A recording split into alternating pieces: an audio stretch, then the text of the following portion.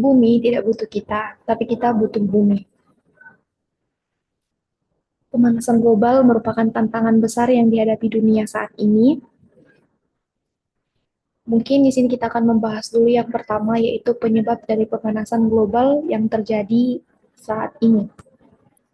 Yang pertama itu penyebabnya adalah aktivitas manusia yang terutama, termasuk di dalamnya pembakaran bahan bakar fosil seperti batu bara, minyak, dan gas yang dapat meningkatkan karbon dioksida. Kemudian yang kedua ada deforestasi, yaitu deforestasi ini merupakan penebangan hutan yang mengurangi penyerapan karbon dioksida dan melepaskan karbon ke udara. Kemudian adanya emisi gas rumah kaca lain seperti metana yang berasal dari peternakan, limbah, juga industri gas. Kemudian N2O yang berasal dari pertanian dan juga industri, serta sektor penyumbang seperti energi, transportasi, industri, dan bangunan. Kemudian ada gas rumah kaca, yaitu uap air atau water vapor yang merupakan menjadi kontributor terbesar 2/3 dari efek pemanasan. Kemudian karbon dioksida, pengendali suhu global, ada juga metana yang lebih kuat menyerap panas tapi konsentrasinya kecil. Kemudian ada N2O yang sangat kuat, kurang lebih 300 kali karbon dioksida tapi jumlahnya kecil. Kemudian yang ketiga ada faktor alam, ya ini kontributor kecil atau minor seperti variasi radiasi matahari, kemudian letusan gunung berapi, juga siklus Milankovitch. Apa sih itu siklus Milankovitch? Jadi siklus Milankovitch itu merupakan uh, perubahan periodik dalam orbit dan posisi bumi terhadap matahari yang mempengaruhi jumlah energi matahari radiasi yang diterima bumi. Jadi, uh, siklus Milankovitch ini berpengaruh dalam iklim jangka panjang dan siklus zaman es. Kemudian apa saja efek dari pemanasan global ini?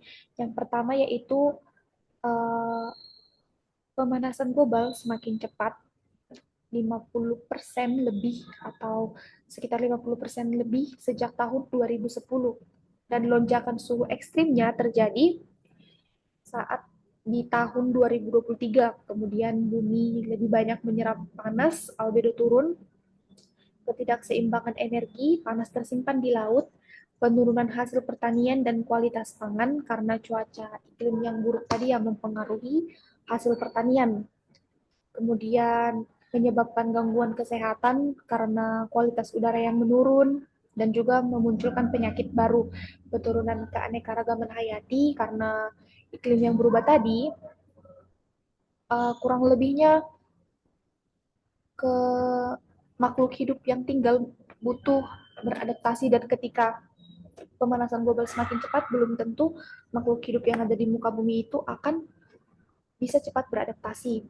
Kemudian risiko iklim lebih besar daripada yang diprediksi manusia. Kemudian apa saja solusinya? Yang pertama yaitu kurangi emisi greenhouse gas secepatnya. Kemudian memperbaiki model iklim termasuk aerosol, karena dalam hal ini aerosol bisa uh, efek rumah kaca melindungi kita dari panas matahari, sementara aerosol memberikan efek dingin gitu.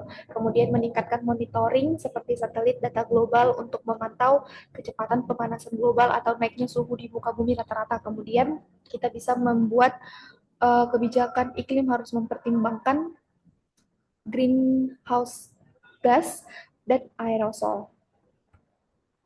Kemudian bisa memakai teknologi emisi negatif, penangkapan dan penyimpanan karbon atau CCS, kemudian penghijauan dan restorasi lahan, ada geoengineering yang contohnya itu meningkatkan albedo pemantulan sinar matahari, bisa juga kerjasama global seperti perjanjian internasional. Contohnya itu ada Paris Agreement dan lain-lain, masih banyak lagi. Kemudian kolaborasi pemerintah dan organisasi dunia untuk uh, mengurangi efek pemanasan global yang terjadi saat ini. Kemudian ini ada sumber referensi dari yang kita bahas barusan mengenai pemanasan global.